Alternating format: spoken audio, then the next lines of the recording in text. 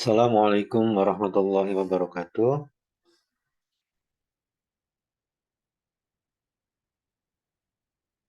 Selamat pagi menjelang siang, Bapak Ibu sekalian. Berhubung waktu sudah menunjukkan jam 10.19 ya, udah kelewat jauh ya, mohon maaf telat. Kita mulai saja.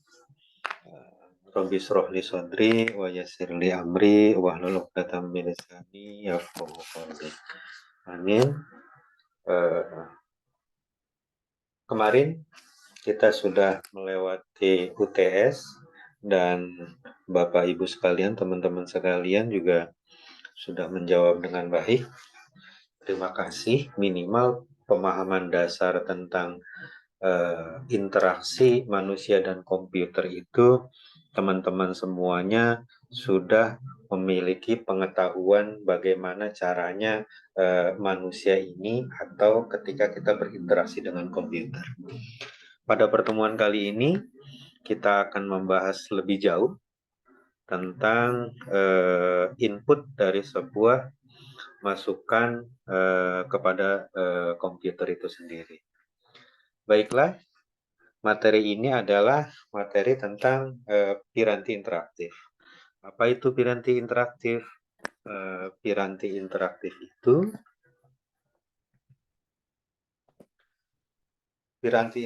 adalah piranti input dan output, karena prosesnya tidak kasat mata atau gaib yang diproses oleh sebuah CPU. Jadi di dalam piranti input itu proses perekaman dan pemasukan data ke dalam sistem komputer dan dapat memberikan perintah kepada komputer itu sendiri.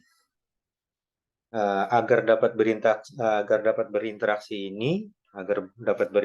dengan sistem komputer secara efektif ya, tentunya ya, pengguna harus mampu mengkomunikasikan keinginannya dan dapat dimengerti oleh si komputer. Contoh ketika kita mau melakukan inputting huruf gitu di dalam keyboard, tentu yang mau kita ketik adalah huruf A, nggak mungkin dong kita ngetiknya huruf Z atau bahkan huruf B gitu tuh. Jadi itu yang dimaksud mengkomunikasikan dengan keinginan kita itu mau melakukan apa nih, mau menggambar, mau membuat tulisan, mau mendesain, mau buat coding segala macam. Mengendalikan suatu kejadian di dalam sebuah sistem ini dapat membantu pengguna dalam menyelesaikan pekerjaannya secara aman, efisien, dan jika dimungkinkan itu memang harus menyenangkan. Maksud menyenangkan di sini adalah kita itu nyaman gitu. Kita merasa nyaman menggunakan laptop atau komputer itu sendiri.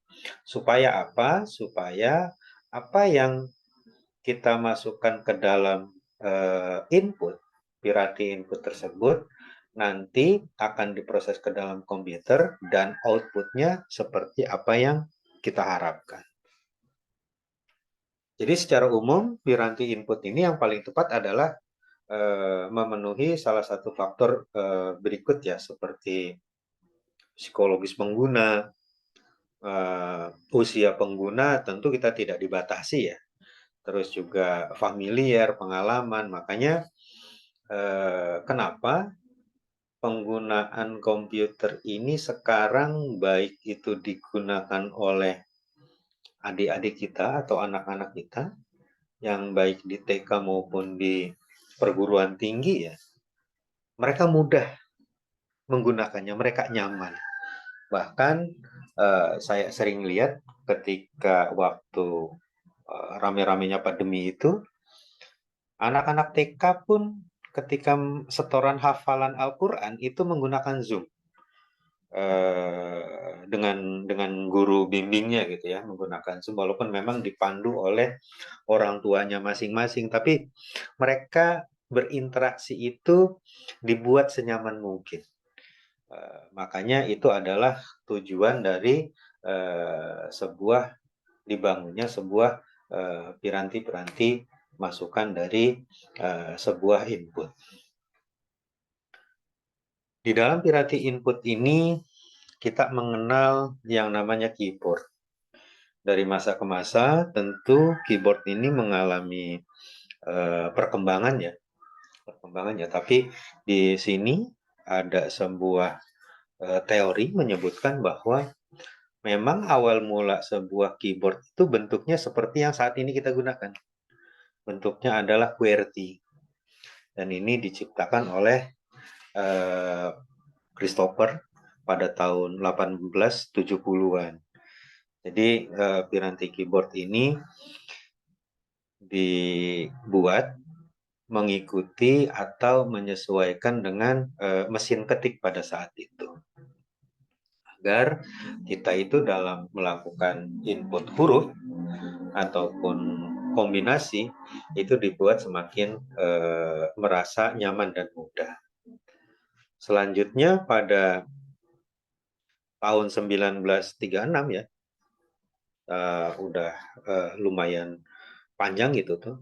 Akhirnya diciptakanlah kembali oleh Agus Dovart dan William. Mereka itu mendesain hanya perpindahan huruf-hurufnya saja. Karena diharapkan adalah pengguna itu akan semakin nyaman ketika penempatan-penempatan huruf ini diatur sedemikian rupa agar si pengguna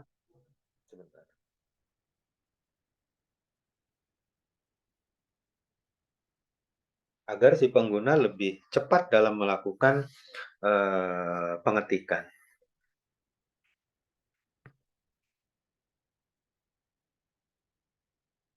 Nah, pada selanjutnya papan keyboard juga terus mulai berkembang ya. Ada yang mencoba membangun atau membuat papan mesin keyboard ini berupa huruf abjad. Jadi dia itu membuat papan keyboard ini agar tidak kebingungan bagi para pemula ya. Kalau seandainya sekarang kan kita mungkin nggak bingung gitu tuh, karena memang sudah terbiasa dengan papan keyboard ini. Tapi zaman dulu bagi orang-orang yang memang baru melihat sebuah komputer, baru melihat sebuah keyboard, mungkin mereka bingung ketika penempatan hurufnya itu tidak sesuai alfabetik ya. Jadi makanya semakin berkembang, para ilmuwan itu membuat keyboard itu dibuat seperti alfabetik. Akan tetapi dirasa mungkin papan keyboard ini tidak nyaman ketika digunakan. Karena tentu huruf-huruf yang ada di alfabet ini ketika dilakukan pengetikan, dia itu saling bersinggungan ya, huruf-huruf konsonan yang utamanya itu. Jadi malah membuat orang-orang yang mengetik saat itu mereka semakin merasa lambat dan kesulitan.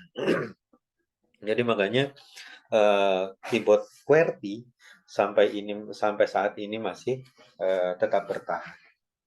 Walaupun memang ada percobaan-percobaan lain seperti Knopfler juga menciptakan keyboard yang saling terpisah, yang fungsinya tentu membuat si pengguna itu lebih nyaman mana gunanya tangan kiri itu huruf apa aja dan tangan sebelah kanan itu huruf apa aja, sehingga dilakukan bebannya itu kebanyakan orang itu kan nyaman menggunakan tangan kanan ya.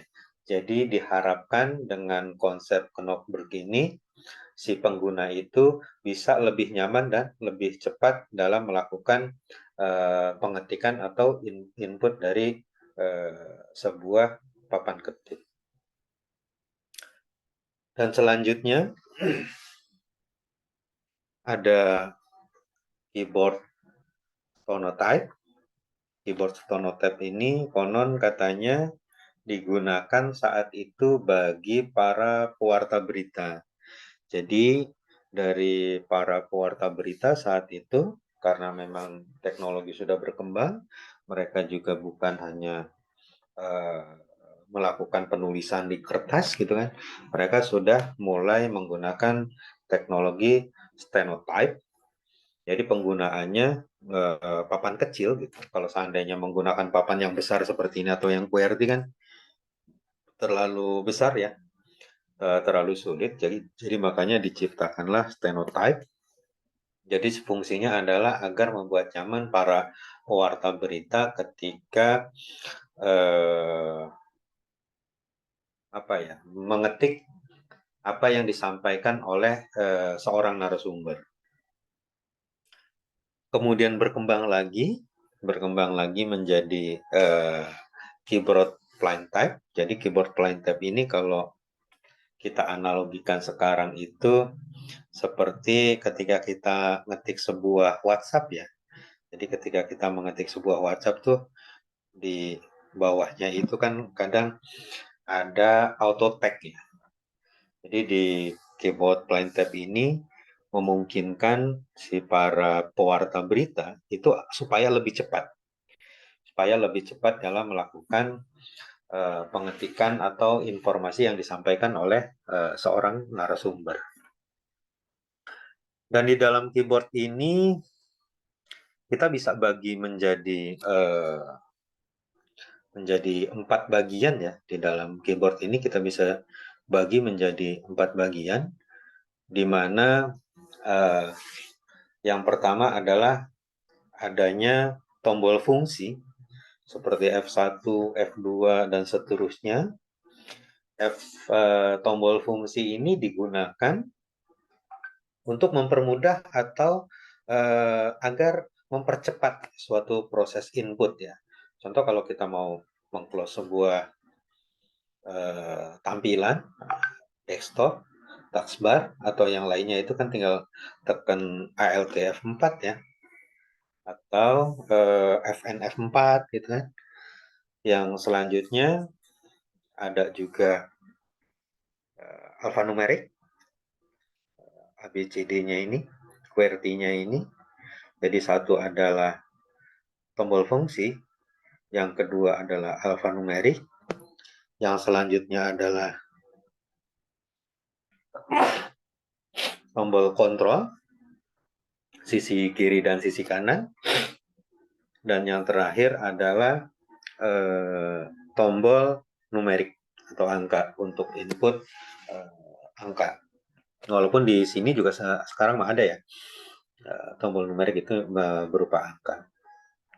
Pada dasarnya keyboard itu dibagi menjadi 4 bagian untuk memudahkan kita dalam melakukan proses inputting. Yang pertama adalah tadi tombol fungsi, yang kedua adalah alfanumerik, yang ketiga adalah tombol kontrol, dan yang terakhir adalah tombol numerik atau numerik key.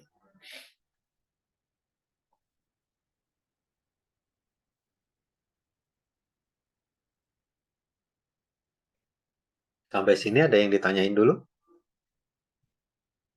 Kalau tidak, saya lanjutkan ya. Cukup jelas, Pak. Oke, terima kasih, Mbak.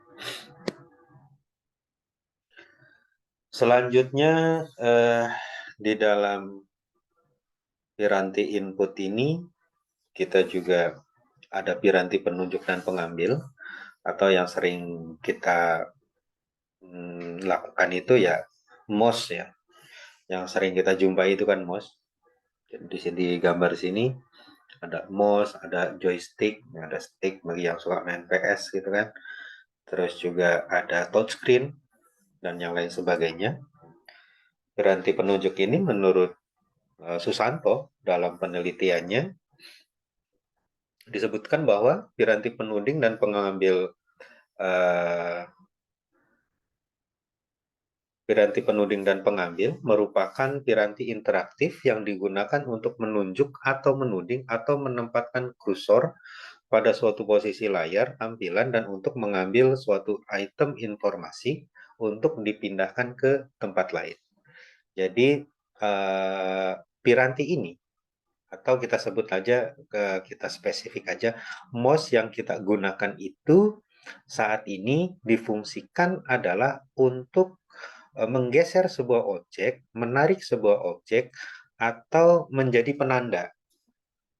Yang kedap-kedipnya itu seperti ini.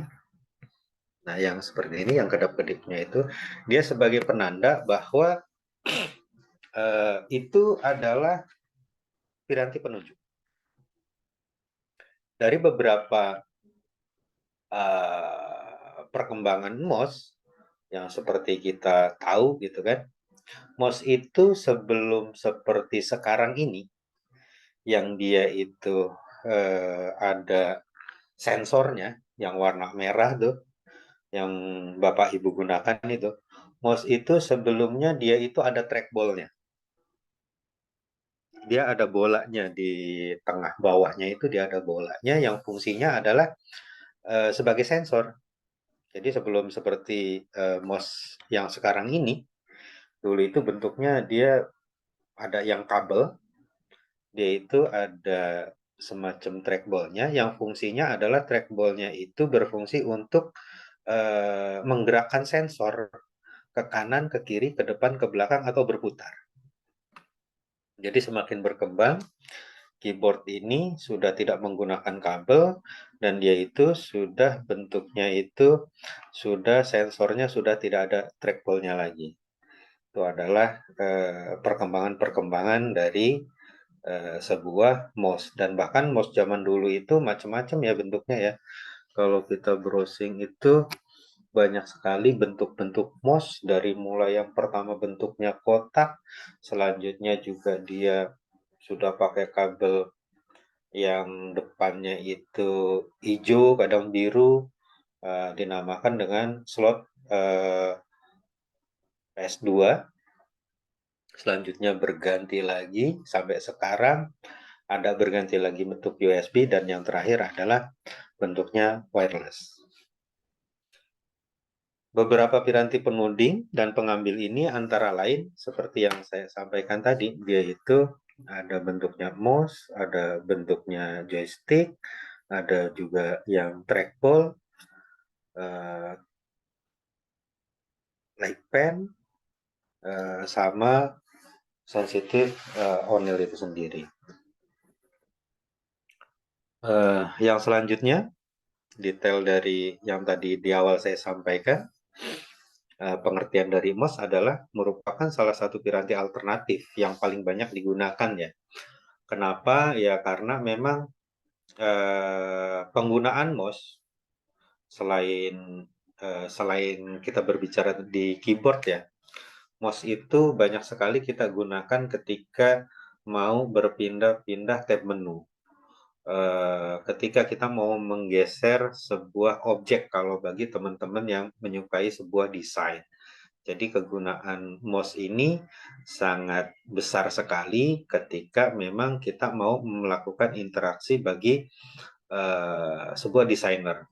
Berbeda ketika untuk seorang programmer ya, seorang programmer tentu lebih dominan mereka itu menggunakan keyboard. Makanya keyboard-keyboard dari para programmer ini lebih banyak aus atau huruf-hurufnya itu banyak yang hilang karena mereka banyak sekali melakukan penekanan tombol dibanding penggunaan dari sebuah mouse. Piranti penunjuk dan pengambil selanjutnya adalah dinamakan joystick. Joystick ini sering kita jumpai kalau kita pernah melihat baik di video maupun melihat secara langsung gitu tuh, bagi orang-orang yang memang menyenangi sebuah game. Ini tentu kita bisa lihat ya, orang-orang yang menyukai game ini biasanya seperti game balap mobil segala macam itu tuh zaman dulu tuh jarang sekali penggunanya. Tapi kalau sekarang kan sudah banyak banget ya. Sudah banyak banget karena mungkin di samping harganya terjangkau, orang-orang juga mungkin secara finansial gitu tuh, secara finansial sudah banyak duitnya, jadi untuk mengeluarkan budget membeli sebuah joystick ini bukan suatu halangan untuk apa ya, memuaskan sebuah hobinya. Tapi ini adalah bagian dari eh, piranti penunjuk dan pengambil.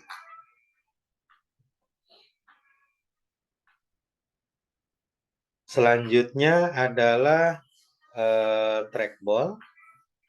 Prinsip kerjanya sama, sama seperti mouse, tapi berbeda dalam cara penggunaannya. Perbedaan utamanya adalah terletak pada sisi konfigurasinya.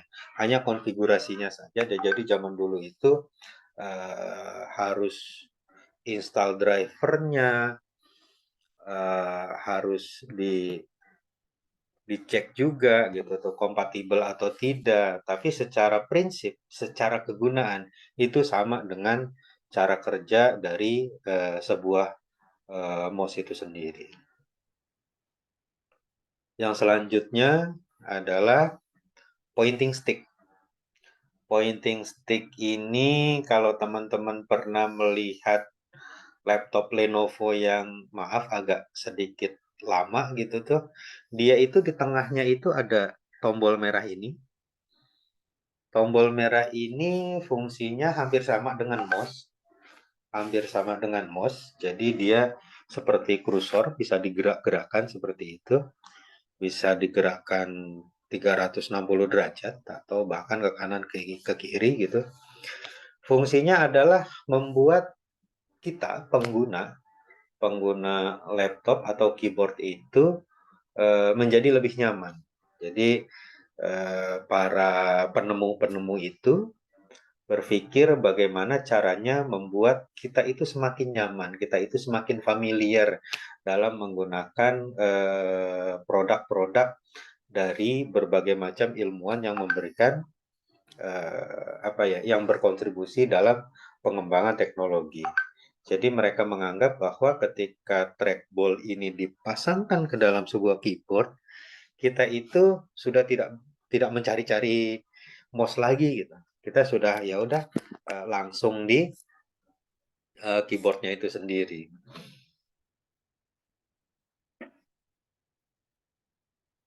Dia bentuknya merah, biasanya ada di sela-sela atau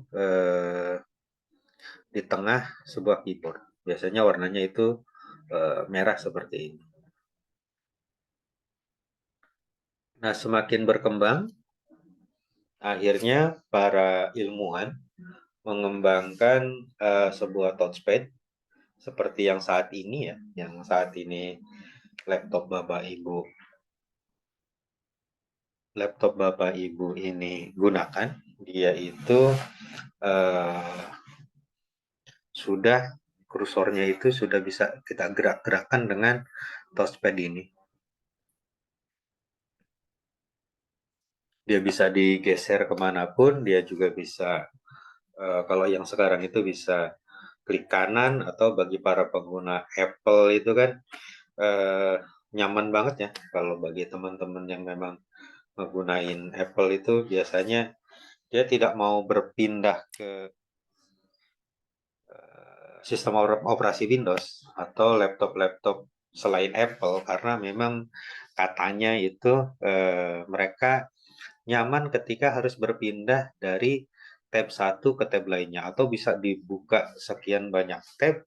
Jadi ketika mau mencari itu dia cukup menjentikan jari-jarinya, jadi mereka lebih cepat dalam mencari file atau data yang sudah ditampilkan di dashboard. Yang selanjutnya adalah touchscreen. Touchscreen ini yang sekarang banyak kita jumpai juga ya. Touchscreen itu layar sentuh, dalam bahasa Inggris touchscreen adalah sebuah perangkat input komputer yang bekerja dengan adanya sentuhan tampilan layar menggunakan jari atau pena digital. Jadi semakin berkembangnya teknologi, para ilmuwan berbondong-bondong bagaimana caranya menawarkan kepada para penggunanya bahwa produknya itu semakin nyaman digunakan, semakin mudah digunakan, dan lebih familiar dalam cara penggunaannya. Akhirnya membuat sebuah touchscreen, layar sentuh, di mana penggunaan touchscreen saat ini sudah ada di laptop juga, bahkan kan sudah ada di televisi juga. Akan tetapi secara fungsi dan kegunaannya sebenarnya tidak begitu dominan. Bagi para pengguna seperti programmer atau desainer, itu sebenarnya secara penggunaan touchscreen ini mereka itu ya kayak semacam butuh nggak butuh ya, kecuali bagi para orang yang suka berpresentasi. Mereka pasti membutuhkan alat-alat seperti touchscreen ini supaya apa? Supaya dalam memberikan materi, dalam penyampaian materinya itu bisa atau mudah dilakukan dengan cara melakukan sentuhan pada layar si monitor itu sendiri. Yang selanjutnya, piranti penunjuk dan pengambil ini juga ada digitalizing tablet. Jadi ini biasanya digunakan oleh orang-orang pertambangan atau orang-orang yang memang mencari atau membuat sebuah peta atau titik koordinat. Jadi zaman dulu itu orang kesulitan bagaimana menentukan koordinat titik A atau koordinat titik X ke titik Y. Jadi untuk penggunaannya, maka diciptakanlah digital tablet ini agar memudahkan bagi para pengguna, khususnya saat itu para orang-orang geologi ya, agar mereka bisa menentukan atau bisa ketika dari titik koordinat Z bisa balik lagi ke koordinat titik Y itu menggunakan alat seperti ini. Dan yang terakhir adalah light pen. Light pen ini prinsip kerjanya adalah membantu selisih antara waktu saat elektron mulai melakukan gerakan pada saat lokasi tempat pena menyala. Kalau dari definisinya ini lumayan agak jelimet ya. Tapi pada dasarnya gini, jadi si light pen ini difungsikan yaitu untuk seperti nanti ya akan dijelaskan di selanjutnya, dia itu pada dasarnya seperti untuk membuat sebuah tulisan tuh.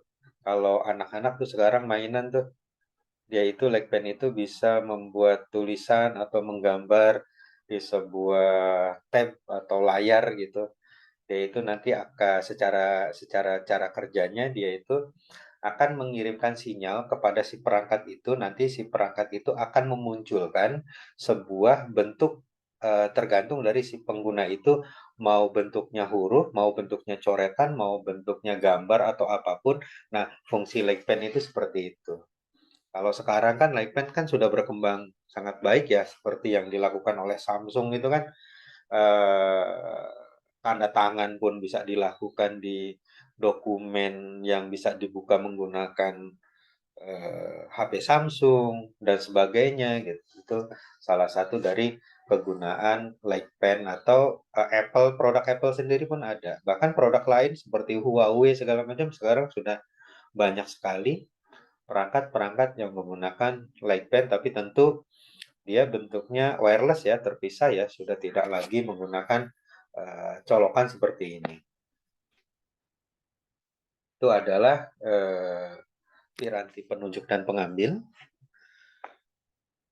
Inputting kedua dari keyboard yang telah kita sampaikan di slide sebelumnya. Selanjutnya adalah piranti penunjuk. Ini berbentuk pengambilan gambar terformat. Jadi maksudnya adalah gambar terformat itu gambarnya itu sudah ada. Contoh kalau di sini itu bentuknya adalah barcode. Barcode-nya itu sudah ada. Jadi kita tinggal scan saja. Kalau ibarat di barang-barang yang seperti yang kita jumpai di minimarket atau lebih populer kalau saya boleh sebut nama itu kayak seperti di Indomart dan Alfamart itu kan setiap barang itu kan ada barcode-nya. Jadi di dalam barcode-nya itu tentu ada data yang terintegrasi ke dalam database. Nama barang, kode barang, jenis barang, dan seterusnya sampai harga barang dengan itu nanti akan dikenali identitas sebuah barang itu sendiri. Itu adalah pengambilan gambar secara yang dimaksud pengambilan gambar secara terformat. Yang selanjutnya adalah MICR atau Magnetic in Character Recognition digunakan untuk membaca karakter-karakter khusus yang letak dengan tinta khusus pula ya, yang dicetak dengan tinta khusus, karakter yang telah dicetak dengan tinta dimagnetisasi oleh perangkat MICR ini sehingga dapat dibaca dan diterjemahkan menjadi sinyal sebuah digital. Kalau kita lihat gambar di samping ini seperti kalau kita seandainya di bank-bank itu ya, cek itu kalau mau mencairkan sebuah cek itu bisa diperiksa oleh pihak bank, kodenya ini akan dimasukkan ke dalam alat yang berbentuk seperti ini, kurang lebih MICR ini, dia akan dicek tuh kodenya benar atau tidak nih, atau palsu nih, cek yang diberikan oleh si pelanggan atau si nasabah ini. Apakah bisa terbaca? Ya tentu bisa terbaca ya, karena memang alat ini difungsikan untuk membaca sebuah cek yang dikeluarkan oleh bank tertentu. Makanya ketika kita mau mencairkan sebuah cek itu kan biasanya cek itu diberikan dulu oleh si bank ya, oleh bank tertentu ya. Contoh, bank A akan mengeluarkan ceknya sendiri, bank B juga sendiri. Jadi kalau kita mau mencairkan cek dari bank A ke bank B tentu nggak bisa karena memang cek ini tentu dibuat oleh bank yang bersangkutan dan akan dicairkan oleh bank tersebut. Jadi tidak bisa switching ya, tidak bisa lintas gitu tuh. Kalau ceknya adalah keluaran dari bank A, tentu akan dikeluarkan oleh bank A. Dan cek tersebut nanti akan dicek juga, akan diperiksa juga menggunakan mesin MICR ini. Seperti yang tertera di gambar di samping. Jadi itu adalah pengambilan gambar terformat. Jadi bentuknya itu sudah ada, formatnya itu sudah ada. Jadi tinggal bagaimana caranya si pemilik dari sebuah gambar tersebut, kayak ini kan tadi kan barcode ya, pemilik sebuah gambar tersebut menggunakan bantuan sebuah alat untuk mengidentifikasi dari gambar yang terformat tersebut. Selanjutnya, kita juga mengenal OMR atau Optic Mark Recognize, piranti yang membaca tulisan pensil dan mengubahnya menjadi bentuk yang dapat dibaca oleh komputer dengan bantuan refleksi optik dengan mengenali ketebalan sebuah tulisan. Jadi kalau seandainya dulu kita itu melakukan ujian, dulu itu kan kita ujiannya menggunakan ke saya ya, saya nggak tahu kalau teman-teman. Kalau saya itu dulu menggunakan ujiannya itu menggunakan kertas seperti ini. Jadi dari kertas seperti ini, jawaban yang benar akan kita tebalkan menggunakan pensil 2B biasanya. Akan kita tebalkan pensil 2B, bahkan saat itu kalau boleh bercerita, guru saya itu menyampaikan jangan sampai pensilnya itu selain pensil 2B dan lingkarannya itu harus pas banget dan harus tebal.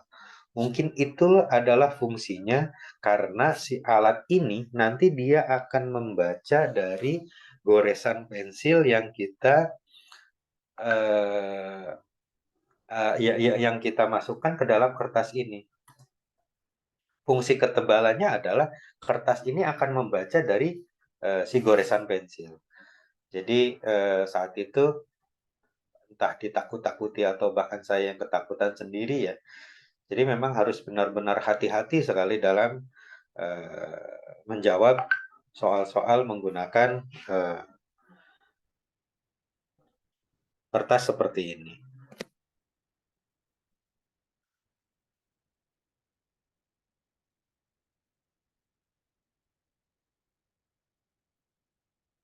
Tadi.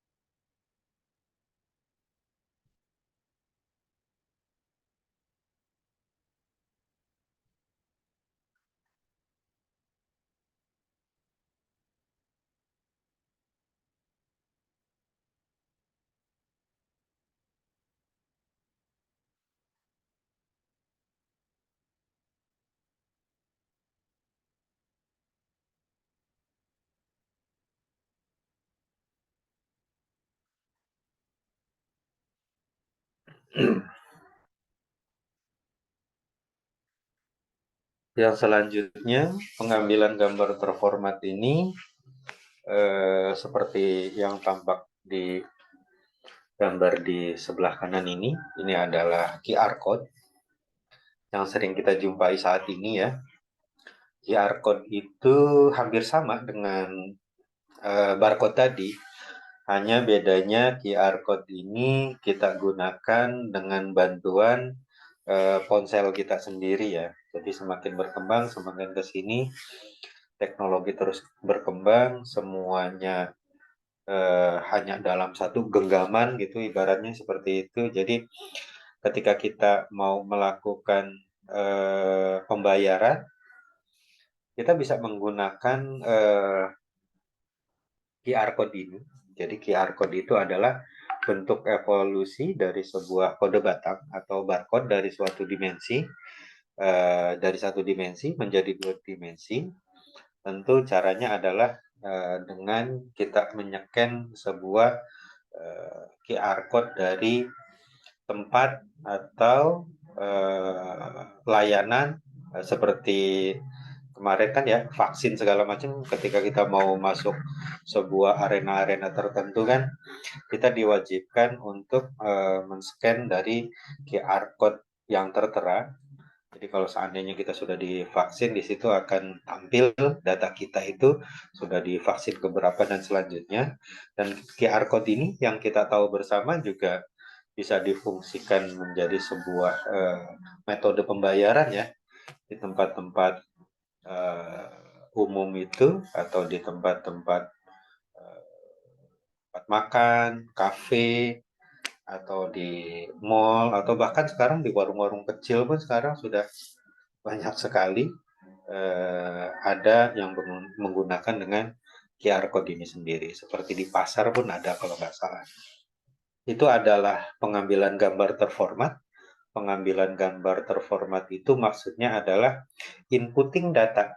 Inputting sebuah prosesnya itu dilakukan oleh si pengguna, didapatkan oleh pengguna dari sumber yang terpercaya. Sumber yang terpercayanya itu tentu yang mengeluarkan dari gambar terformat tersebut, seperti bank mengeluarkan cek, seperti apa supermarket atau Indomart, Alfamart mengeluarkan barcode tadi, atau bahkan tadi ujian nasional segala macam, mengeluarkan formatnya dulu, format kertasnya dulu, selanjutnya diselesaikan format kertasnya itu oleh para peserta, dan QR code ini juga sama, jadi produknya itu harus dikeluarkan oleh si perbankan gitu tuh, agar bisa dibaca atau digunakan oleh pembeli atau pelanggan. Setelah ada yang pengambilan gambar terformat, sekarang ada input melalui pengambilan gambar yang tidak terformat. Jadi pengambilan gambar tidak terformat ini kurang lebih ada 3 model. Yang pertama adalah image scanner atau mesin scanner yang kita kenal dengan scanner. Yang kedua adalah kamera digital, dan yang terakhir adalah pembaca retina sebuah mata. Jadi image scanner ini ya format gambarnya kan kita nggak pernah tahu ya. Apa yang mau kita scan kan ya bebas gitu. Nah, fungsi dari scanner ini kurang lebih adalah duplikasi ya. Duplikasi dari bentuk fisik ke bentuk digital atau ke bentuk soft copy. Itu adalah pengambilan gambar tidak terformat. Yang selanjutnya adalah kamera digital. Kamera digital pun demikian. Dia akan mengambil sebuah objek dari sesuatu yang nyata, jadi diformat menjadi sebuah file atau dokumen file, sehingga nanti penggunaannya tergantung ini mau digunakan sebagai apa dari kamera digital ini. Dan yang terakhir adalah pembaca retina. Seperti yang kita ketahui bersama, sekarang banyak sekali pembaca retina ini digunakan untuk absensi ya. Absensi dari sebuah perusahaan atau instansi itu sekarang itu untuk meminimalisir kecurangan atau memudahkan para penggunanya. Jadi tidak perlu melakukan sentuhan segala macam, cukup menggunakan retina. Atau di film-film seperti James Bond itu kan, seperti film James Bond itu, untuk akses sebuah pintu kan mereka sudah cukup menggunakan retina sebuah mata ya, retina lensa mata.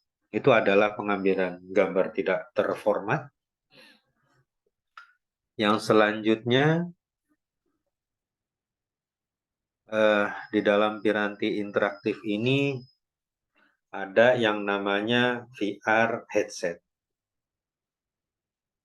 Gerakan adalah piranti yang digunakan untuk memantau gerakan manusia yang banyak dimanfaatkan pada virtual reality.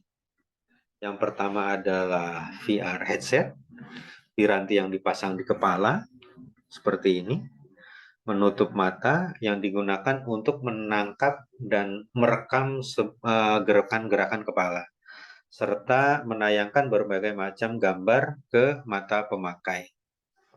Ini mungkin kalau di kita itu baru ngetrennya itu sekarang-sekarang ya, dan belum ngetren banget sih sebenarnya kalau di kita. Mungkin kalau di luar sudah banyak sekali.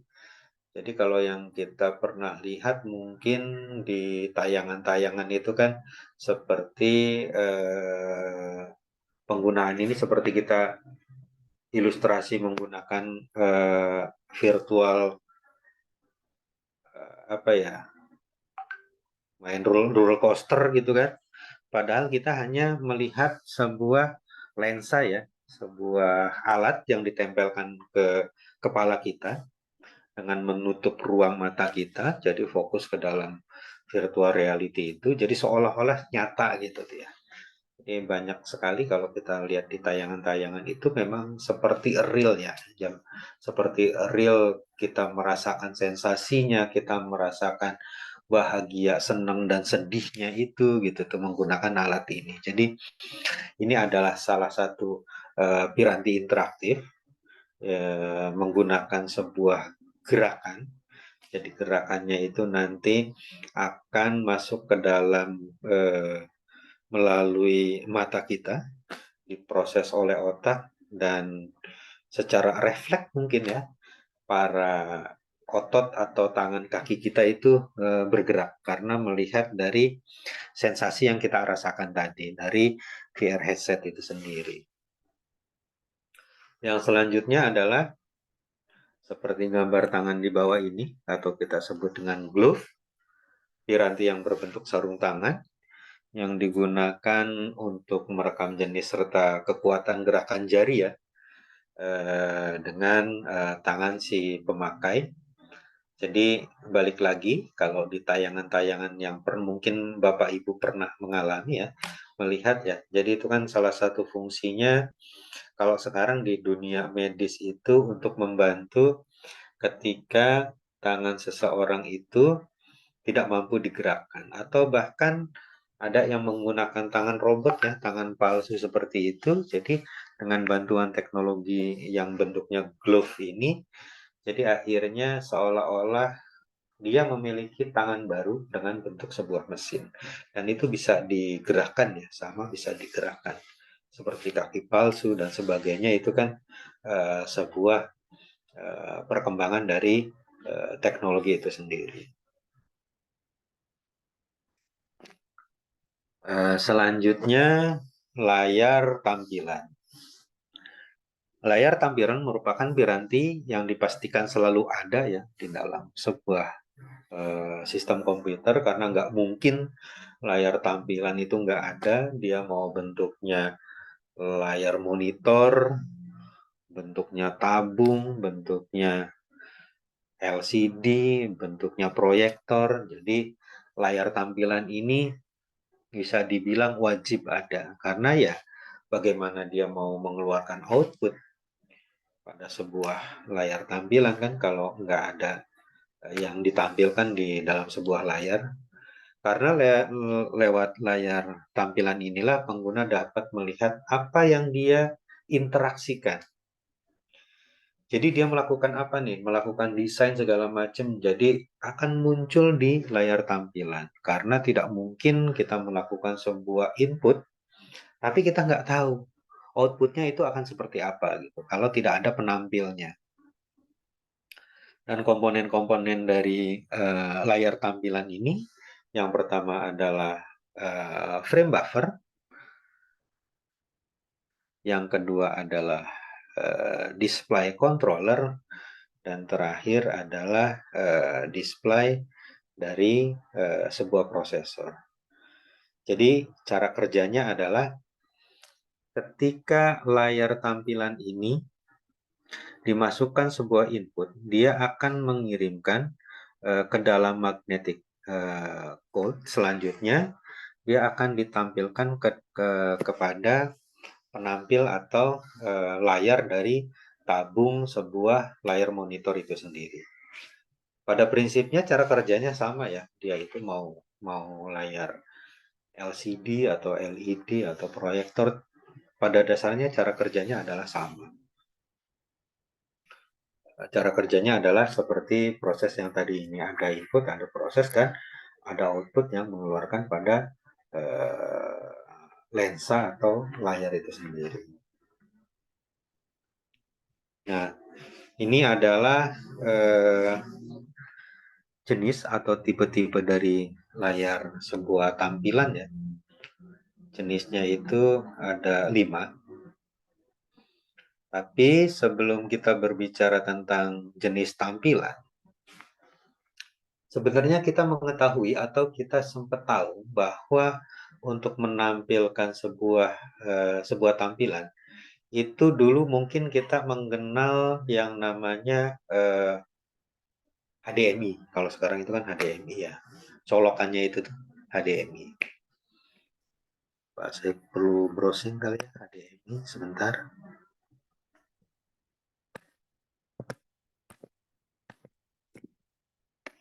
HDMI.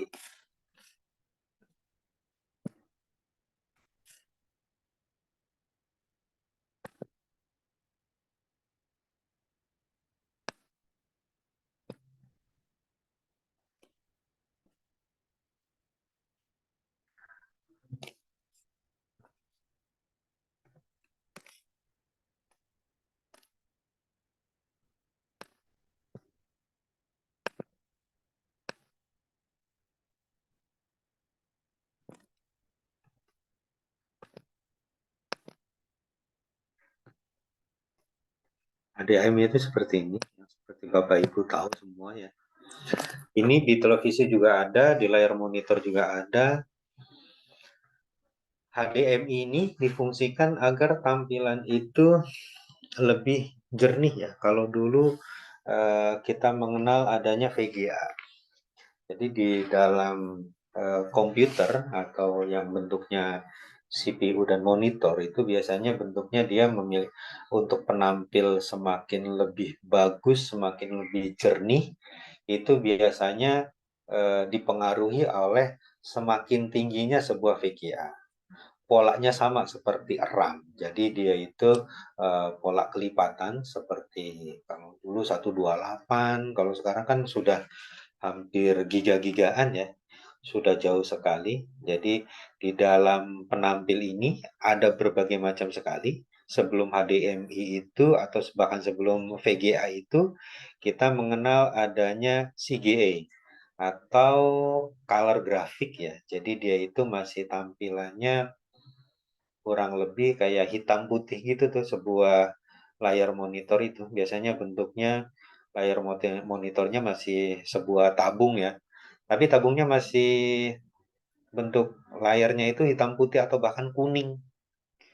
Semakin berkembang, dia ada sebuah VGA, biasanya dia sudah ada warnanya. Sudah ada warnanya itu biasanya bisa dibilang multicore grafik ya kalau zaman dulu sih, atau bentuknya sudah mulai VGA. Semakin berkembang semakin ke sini dia itu bentuknya sudah seperti ini, sudah HDMI. Jadi kalau kita kaitkan dengan bab di sini tipe layar tampilan itu jadi ada 5. Yang pertama adalah direct drive monochrome monitor, yang kedua adalah composite monochrome monitor, selanjutnya composite color monitor, red green blue monitor, yang terakhir adalah variable frekuensi. Variabel frekuensi ini adalah adapter dari sebuah yang saya sampaikan tadi. Jadi kayak CGA, HDMI, VGA, HDMI seperti ini. Jadi dia itu hanya adapternya saja. Jadi adapter ini sangat menentukan. Jadi apakah adapter ini cocok atau enggaknya kan harus disamakan dengan spesifikasi dari si VGA-nya itu sendiri. Ada pertanyaan Bapak Ibu? Apa mungkin sulit dipahami materinya? Kalau nggak ada pertanyaan, izin saya cukup sampai di sini dulu ya. Baik, Pak. Ya, terima kasih Mbak. Sebelumnya Sama-sama, saya, Pak. saya absen dulu ya. Jangan pada close dulu.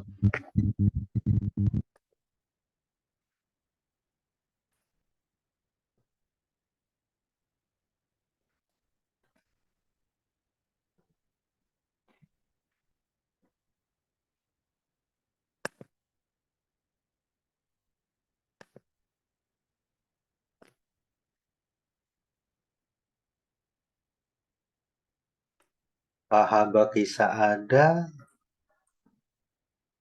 Pak Jalu Arya Nugroho ada. Ya, saya hadir, Pak. Ya. Oke Pak Haba. Pak Ardian Marcel Hadir, Pak.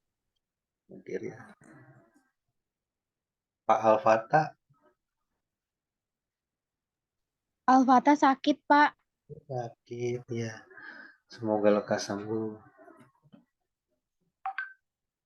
Mbak Putri Awalia hadir. Sedang izin, Pak. Acara keluarga katanya. Kalau ini Aulia siapa ya? Oh, Aulia Fitri Madani ya. Oke. Hadir, Oh, Pak. ya, nggak apa-apa yang izin sampaikan aja ya. Mbak Amanda Hadir, hadir. Pak. Pak Ahmad Baharu. Ada temannya yang menyampaikan mungkin sedang berhalangan seperti tadi. Kalau enggak, saya Alpa ya.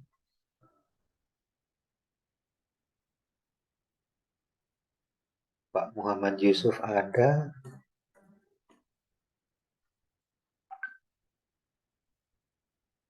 Pak Hikmal Irfansyah. Hikmal Irfansyah Alpa.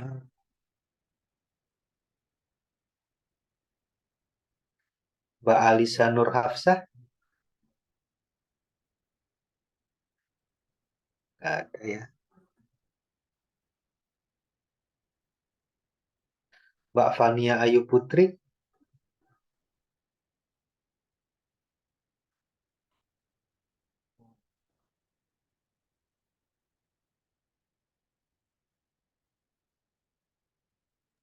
Fanya Ya, hadir, oke. Pak, ada di Ya, kolom Mbak chat. Fania hadir ya. Oke, hadir. Mbak Syahla Fatihah. Syahla Fatihah nggak ada. Mbak Delia Putri. Nggak, Delia Mutia, sorry. Delia hadir, Pak.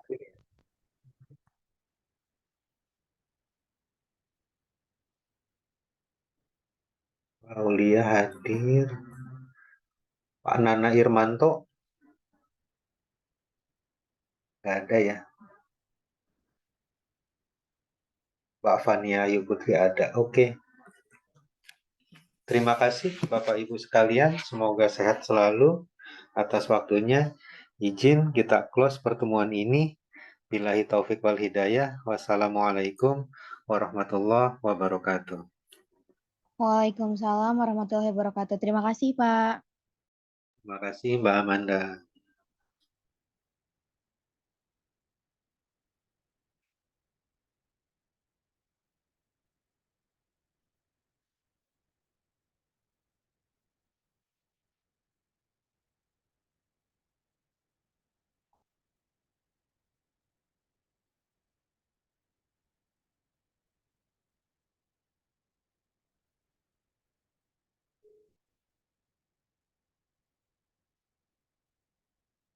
Halo, Assalamualaikum.